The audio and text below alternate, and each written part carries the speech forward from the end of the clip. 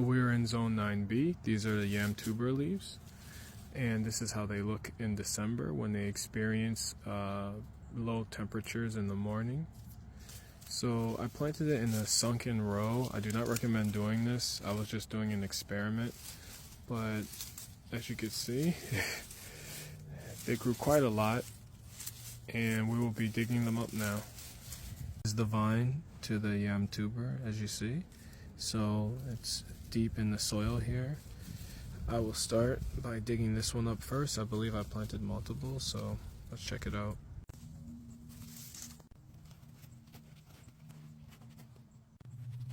I dug it up. Looks like I just got seed yams. Here's the other vine right here, so let's take a look and see how this is going to be. So I'm gonna get these out. There's another one. There could be a third one too, so let me get these out. These are a bit bigger than the last ones. Got some vines here. Looks like I got 4. So these yams, these seed yams, I grew from a half cutting. So if you can see the old partially decomposed half cutting right here. So when you cut it and you soak it in wood ash, or you cover it in wood ash, this is what you get. You get another seed yam. So if you go to the market and you buy a yam and then you begin cutting it into slips, once you plant that slip, well, first you should put wood ash on it, but once you plant that slip, it will only grow the seed yam. So it will not grow like a full yam. It'll just be the seed yams. But these seed yams are valuable, and you can just plant them or keep them in the ground till they grow bigger. But it will take like about 6-7 months for it to grow a seed yam. You're gonna have to wait like another season to get a full yam. So I grow seed yams in America. My gardening zone is zone 9B.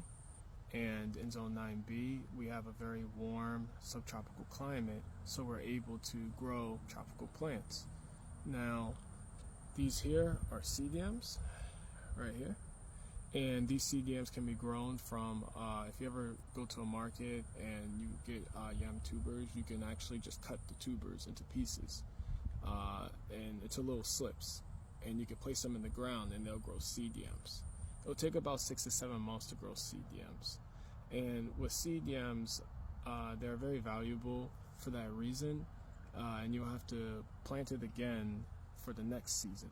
These are yam tubers that I grew from the seed yam, but one of my big mistakes was I planted them way too deep, so it stunted the growth.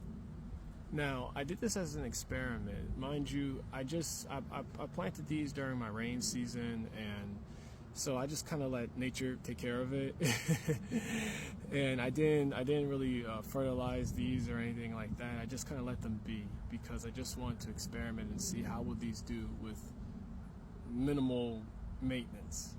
So as you can see, these are not that big, and they require a lot more fertilization. And my soil is sand, so it's pretty similar to beach sand.